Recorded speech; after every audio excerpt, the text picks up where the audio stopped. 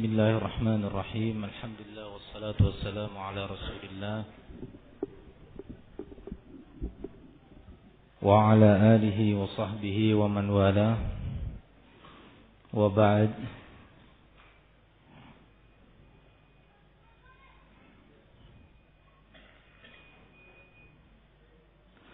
Ada pertanyaan, bagaimana cara membedakan antara seorang teroris dan seorang salafi, karena pada penampilan zahirnya sama. Keumuman penampilan zahirnya sama, yaitu sama-sama pakaiannya cingkrang di atas mata kaki, sama-sama memakai jenggot, istrinya juga sama-sama bercadar. Jawabannya bahwa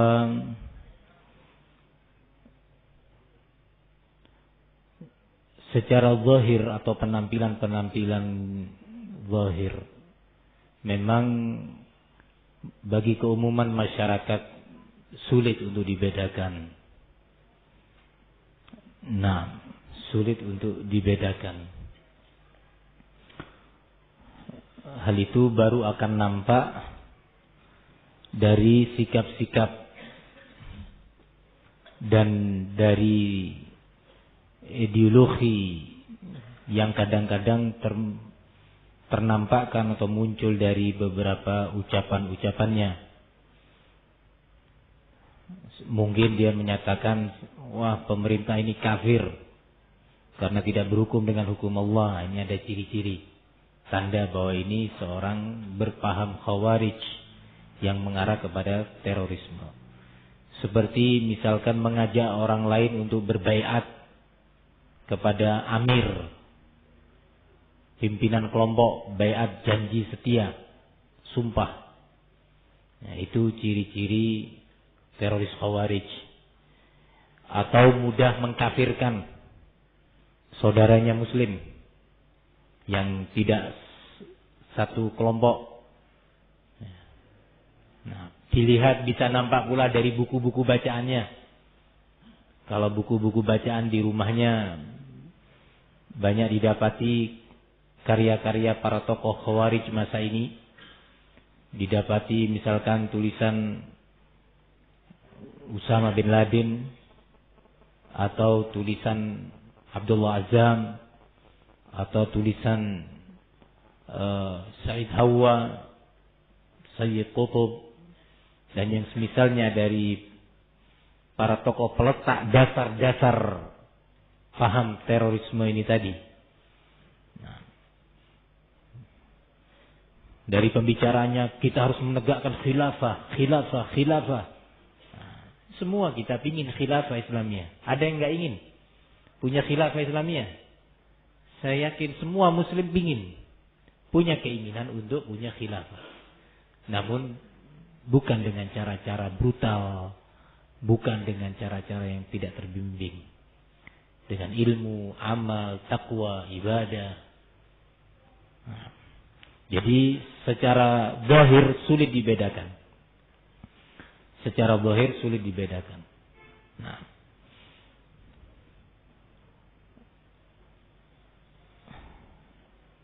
kemudian bisa ketahuan dari tempat belajarnya. Di mana dia belajar. Ya, itu ciri-ciri, indikator-indikator. Di mana dia belajar. Nah,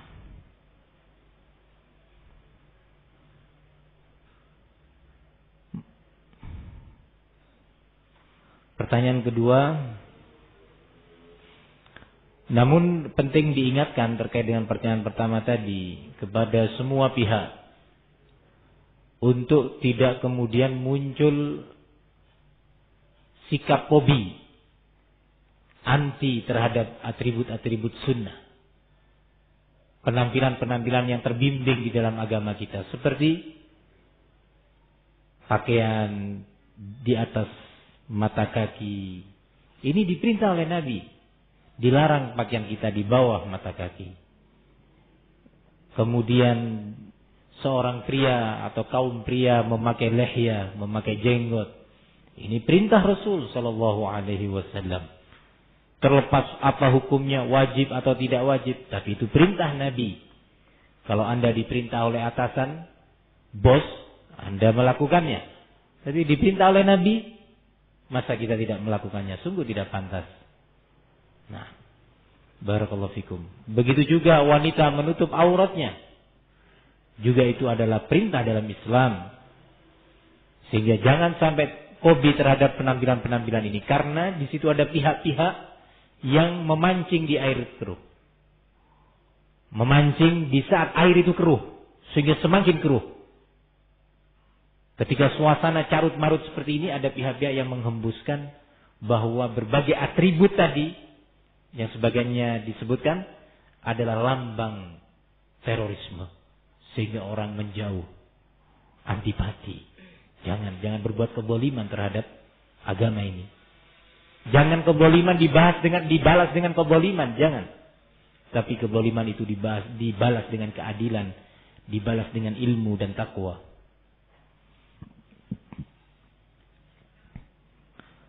Mohon dijelaskan seluruh kebatilan selebaran dari MMI tadi.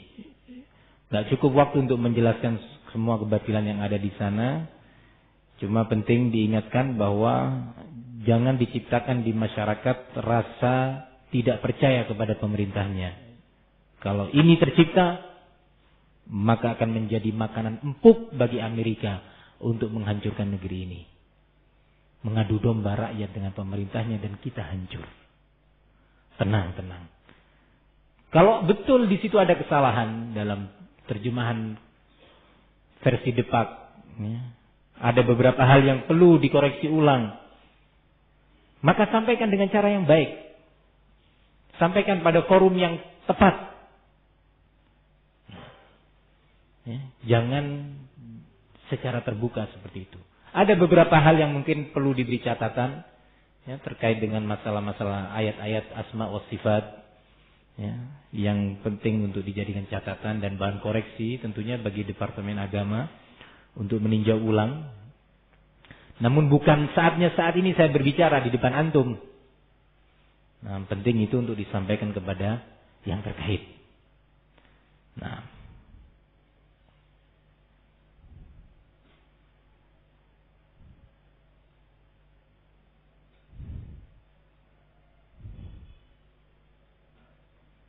apakah orang-orang yang tertuduh teroris dan ditangkap oleh Densus 88 kita anggap khawarij? Ya, khawarij.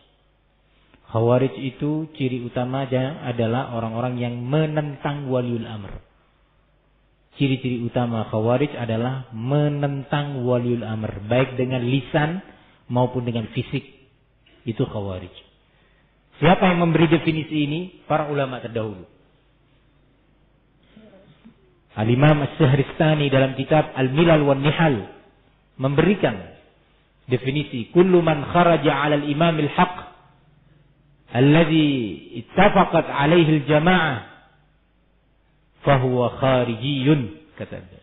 Semua pihak yang keluar dari sikap mendengar dan taat kepada pemerintah yang telah disepakati menjadi pemerintah, maka dia adalah seorang yang berpaham khawarij. Nah,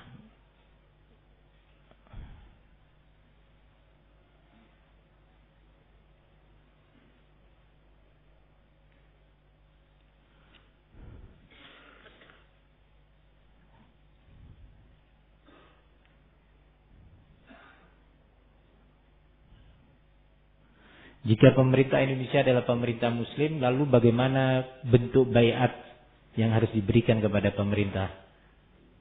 Nah, ya semoga pemerintah nanti diberi taufik untuk bisa menerapkan sistem baiat, ya, yang terbimbing. Nah, namun bukan berarti sikap mendengar dan taat, as-sam'u wa ta'ah kepada waliul amr, pada pemerintah itu terletak kepada diterapkan atau tidak, berada atau tidaknya baiat. Walaupun tidak ada baiat seperti sekarang secara langsung kita diambil baiatnya, maka tetap sikap as-sam'u wa ta'ah, mendengar dan taat itu berlaku.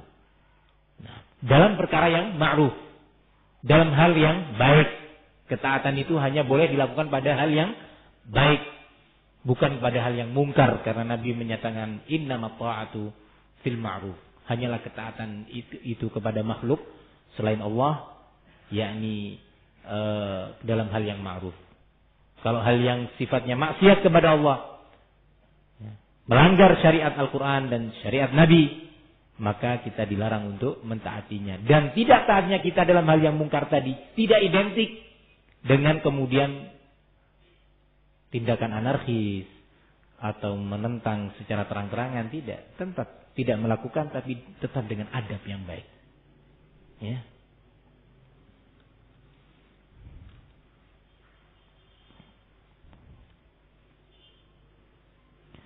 Bagaimana kalau kita punya tetangga yang berpaham teroris Khawarij?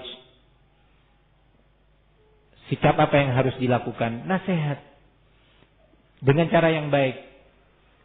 Berikan artikel-artikel yang baik, bagaimana cara memahami Al-Quran dan Sunnah. Jika antum punya kemampuan menasihati secara lisan, berikan nasihat itu, sampaikan secara lisan dengan cara yang baik. Jika memungkinkan. Kalau tidak memungkinkan dan antum melihat orang ini terus berpotensi menyebarkan paham teroris Khawarij ini, maka antum punya pemerintah, punya waliul amr, tidak boleh diam. Tidak boleh diam. Antum sampaikan kepada yang terkait, pihak terkait. Ini ada pihak yang penting untuk dipanggil, gitu. Nah.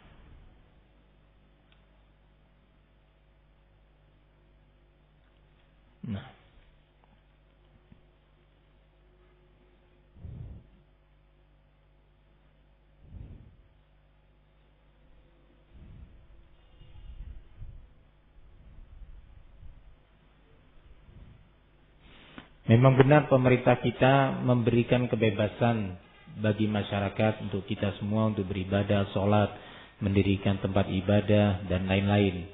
Namun pemerintah kita masih terjatuh pada sikap berhukum kepada selain hukum Islam. Bagaimana? Ya itu tadi sudah dijawab dalam hadis. Ya. Sudah dijawab dalam hadis siapa? Hudzaifah Ibnul Yaman, bahwa akan munculnya penguasa-penguasa yang tidak mau menerapkan syariat Islam. Penguasa-penguasa yang tidak mau menjadikan metode dan prinsip Rasul di dalam beragama ini sebagai prinsip mereka bernegara. Sahabat Hudzaifah bertanya, bagaimana wahai Nabi sikap saya nanti kalau bertemu dengan penguasa seperti itu? Tetaplah kamu mendengar dan taat. Tetaplah kamu mendengar dan taat walaupun dicambuk punggungmu dan dirampas hartamu. Ya, sabar. Tahan diri. Nah, itu perintah Nabi. Diupayakan untuk ada nasihat kepada waliul amr. Ini sikap yang kedua. Sikap yang kedua adalah berupaya menyampaikan nasihat sesuai dengan batas kemampuan dengan bahasa yang terbaik. Dengan sistem penyampaian nasihat yang terbimbing yang tadi telah disebutkan. Kita misalkan salah seorang di antara kita sebagai pimpinan rumah tangga, ayah, kepala rumah tangga. Kita adalah pemimpin di rumah kita. Apakah Anda yakin bahwa semua kebijakan dan sikap Anda di rumah tangga itu benar sesuai dengan syariat? Kalau Anda menyatakan, ya semua sikap saya dalam menyikapi istri dan anak-anak adil, jujur, tidak ada yang menyelisih syariat, berarti Anda dusta. Anda tidak tahu kadar diri Anda. Seorang mukmin yang benar-benar beriman, dia akan menyatakan, ya saya banyak kesalahan, saya mengakui banyak kekurangan. Apakah Anda mau kekurangan Anda tadi sebagai pimpinan rumah tangga disebut-sebutkan di hadapan anak-anak dan putra-putri? Ketika Anda salah dalam melakukan kebijakan, Anda berbuat begini terhadap anak nomor 1, sementara berbeda sikap Anda kepada anak nomor 3 dengan kesalahan yang sama. Atau Anda tidak berbuat adil dalam hal materi kepada anak nomor sekian dibanding anak yang nomor kesekian. Kemudian seorang istri Anda mengeluhkan itu di hadapan anak-anak. Bapak jangan begitu Pak. Gak benar ini, gak adil, ini zalim di hadapan anak-anak. Anda rela? Sehingga membuat anak-anak itu benci kepada Anda sebagai ayah. Betapa senangnya Anda dan akan lebih mudah untuk menerima nasihat ketika istri menyampaikan teguran dan nasihatnya itu pada waktu yang tepat. Di saat suasana sudah mendukung. Di sore hari sambil minum kopi, minum teh, makan pisang goreng. Ya, disuguhkan. Pak, monggo dimakan. Ketika mulai dimakan dan diminum kopinya, disampaikan, wahai abah atau ayah atau mas, tadi atau kemarin itu saya melihat jenengan melakukan begini terhadap anak-anak. Menurut saya, wallahu a'lam, menurut saya itu kurang tepat. Kemungkinan Anda akan menerima nasihat itu dan kemungkinan itu lebih besar persentasenya daripada Anda dibandingkan Anda menolaknya. Maka dari itu pemerintah muslim juga demikian. Disampaikan nasihat dengan cara yang baik, dengan hikmah, ilmiah, dan tidak secara demonstratif.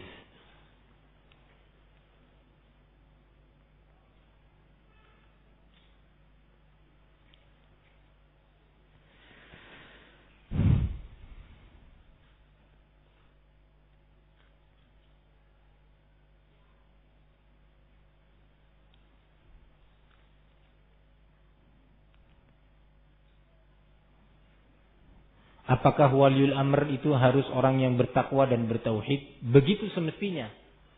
Yang ideal begitu. Pemerintah itu orang yang bertakwa dan yang bertauhid. Sebagaimana Anda sebagai kepala rumah tangga, yang ideal itu orang yang bertakwa. Kalau nggak bertakwa, nggak ideal jadi pemimpin rumah tangga. Nah, begitu juga waliul amr, sama. Yang ideal demikian. Bukan kemudian kalau tidak bertakwa, kemudian anggota rumah tangga boleh memberontak. Anak-anak boleh ngamuk-ngamuk, lempar kaca, mobil dihancurkan, mobil diledakkan. Ya, rumahnya, dapur, kompornya dibakar. Ya nggak boleh. Itu ayah kok. Ya. Tenang, sabar. Jangan merubah kemungkaran dengan cara yang mungkar. Sama juga waliul amr. Idealnya adalah seorang bertakwa. Kita pingin presiden kita itu kayak Abu Bakar As-Siddiq. Nah, tapi jangan lupa bahwa kalau kita itu pingin presiden kita seperti Abu Bakar As-Siddiq, menteri-menterinya itu seperti Abdurrahman bin Auf, Utsman bin Affan pada waktu itu, Abu Ubaidah ibn Jarrah, maka jadilah kita ini seperti Abu Hurairah. Jadilah kita seperti Ibnu Mas'ud tingkat ketakwaannya. Para istri, para wanita jadilah seperti Aisyah, seperti Ummi Salamah dan yang lainnya. Bisa? Hah?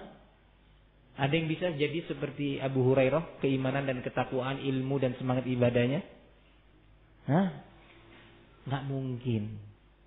Maka dari itu, kita ini harus menyadari, kalau kita ingin pemerintah yang ideal, bertakwa dan bertauhid, maka rakyat pun demikian. Harus bertakwa dan bertauhid. Bagaimana mau jadi kita memiliki pemerintah yang baik, adil, jujur, tidak korupsi, sementara masih banyak buruh-buruh tani yang korupsi.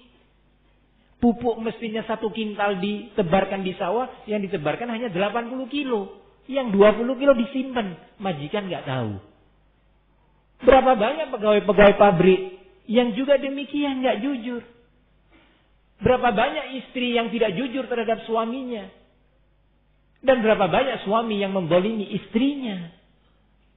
Ya mana mungkin kita dapat pemimpinan seperti itu, yang baik, bertakwa. Maka dari itu, Al-Imam Sulaiman bin Mihran Al-A'mash, yang hidup pada masa penghujung tabi'in, penghujung akhir tabi'in, ketika menjelaskan ayat 129 dari surat Al-An'am, wa kadzalika nuwalli ba'dadh zalimina ba'dhan bima kanu yaksibun. Ayat ini maknanya demikianlah kata Allah. Kami jadikan sebagian orang-orang zalim sebagai penguasa terhadap orang-orang zalim lainnya, disebabkan dosa-dosa yang mereka lakukan. Ya. Disebabkan dosa-dosa yang mereka lakukan. Sehingga Allah jadikan sebagai hukumannya orang zalim, orang tidak jujur, orang korup. sebagai penguasa. Kata Imam Al-A'mash Sulaiman bin Mihran Al-Kufi rahimahullah, "Idza fasada an-nasu wal 'alaihim syiraruhum." Jika manusia ini sudah rusak, rakyat ini sudah enggak benar, yang enggak sholat sudah banyak, yang enggak sholat, yang menentang Rasul banyak, maka kata beliau pasti yang akan berkuasa adalah orang-orang jahat di kalangan mereka. Ya. Maka dari itu sangat penting. Disampaikan pada Khalifah Ali bin Abi Thalib, kenapa di masa ini terjadi berbagai fitnah, ini itu, berbagai penyimpangan ini itu dan ini itu. Kok tidak sama dengan masa Abu Bakar As-Siddiq? Protes, bertanya. Maka dijawab oleh Ali bin Abi Thalib, Khalifah yang keempat, ya karena dahulu di masa Abu Bakar As-Siddiq, rakyatnya itu seperti aku dan yang lainnya dari sahabat-sahabat. Nah ketika di masaku, rakyatnya seperti kamu. Rakyatnya sekarang ingin bebas, ya kan?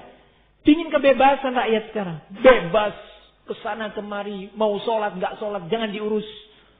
Ya. Bebas melakukan berbagai kemaksiatan. Ketika pemerintah hendak melarang demo, maaf saja, sampai wanita pezina itu yang diistilahkan sekarang dengan wanita apa? Tunasusila, ya. Pezina, istilahnya syariat itu ya pezina. Itu bisa protes mereka. Protes ke polisi. Subhanallah. Anak-anak muda di sekolah-sekolah juga demikian. Berbagai hal yang dilarang sebenarnya oleh pemerintah demi kebaikan mereka. Mereka tidak menerima, menentang.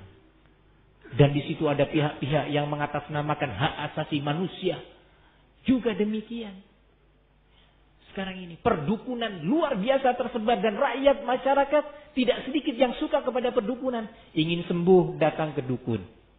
Kehilangan benda tertentu, barang tertentu datang ke tukang ramal atau dukun.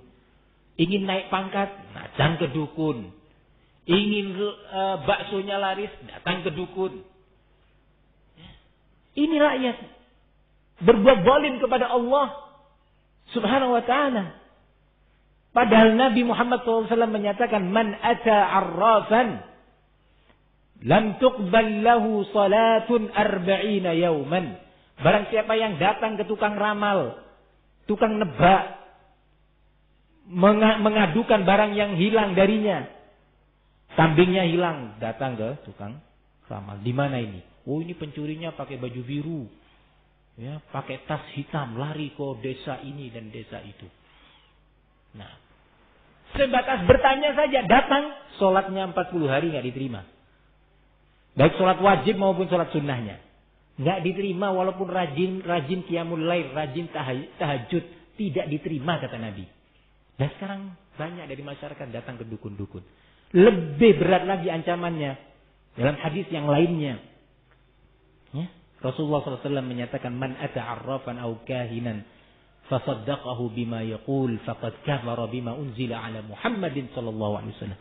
Barang siapa yang datang kepada dukun atau arraf, ya, seperti tadi paranormal itu, kemudian bertanya tentang suatu urusan gaib dan membenarkan percaya kepada berita dukun tadi, sungguh dia telah kafir terhadap syariat yang diturunkan kepada Nabi Muhammad, terhadap Islam ini. Nah, sekarang perdukunan di mana-mana. Dukun model sekarang tidak sama dengan dukun model dulu. Kalau dukun model dulu kukunya panjang, rambutnya panjang gitu. Kalau sekarang enggak, dukun pakai dasi.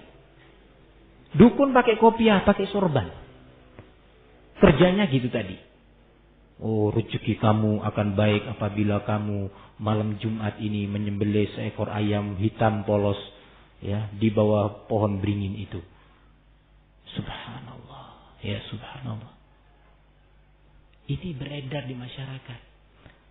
Masyarakat sekarang ini beredar di tengah-tengah mereka kehidupan transaksi ribawi. Nah, dan berbagai kemungkinan yang nggak cukup waktunya. Maka dari itu, ya memang yang ideal itu pemerintah itu adalah pemerintah yang bertakwa, beriman. dan beramal soleh. Dan rakyat yang ideal adalah rakyat yang beriman, bertakwa dan beramal soleh. Nah,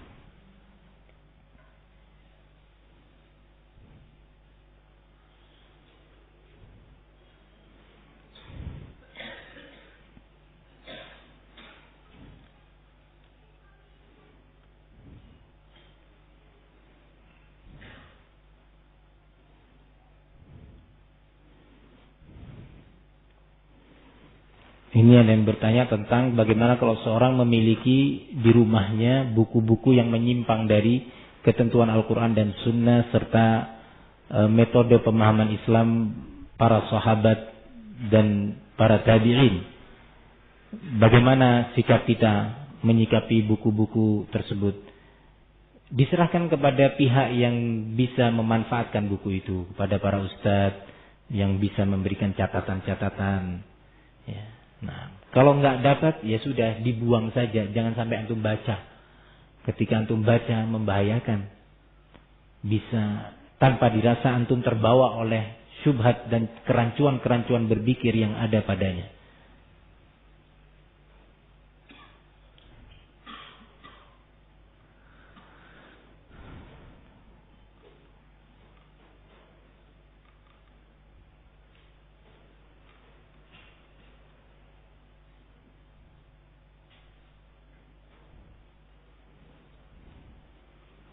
Bolehkah kita menjelaskan seorang tokoh sesat yang mana dia sekarang berada pada papan atas negeri Indonesia ini? Berarti kalau ada di papan atas bukan di balik papan kan? Karena kalau di balik papan nggak kelihatan. Nah, kalau di atas papan kelihatan. Nah, apakah boleh menjelaskan kesesatannya kepada masyarakat luas? Tergantung kondisinya. Yang dimaksud dengan papan atas ini apa?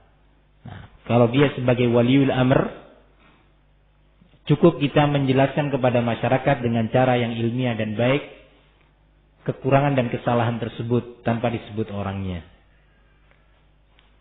Dikhawatirkan kesalahan tersebut jika tidak diingkari akan dianggap oleh masyarakat luas sebagai perbuatan yang boleh dalam syariat. Maka dijelaskan dengan cara yang baik tanpa disebutkan pelakunya, diingatkan masyarakat tentang bahayanya perbuatan semisal itu. Nah, kalau dia fungsinya sebagai waliul amr, kalau dia bukan waliul amr, dan kalau disebutkan namanya justru akan bermanfaat sehingga masyarakat lebih berhati-hati dari tokoh tersebut. Sekali lagi dia bukan dari waliul amr, maka boleh disebutkan sesuai dengan kebutuhan. Sesuai dengan kebutuhan dan kondisi. Oleh karena itu seorang dai, seorang muslim harus memiliki hikmah yang bisa menimbang mana maslahah, mana mafsadah. Mana efek negatif, mana efek positif. Mana yang lebih besar, antara efek positifnya ataukah efek negatifnya. Harus dengan hikmah. Tidak bisa digeneralisir, tidak boleh, atau digeneralisir dinyatakan boleh tanpa batas. Nah,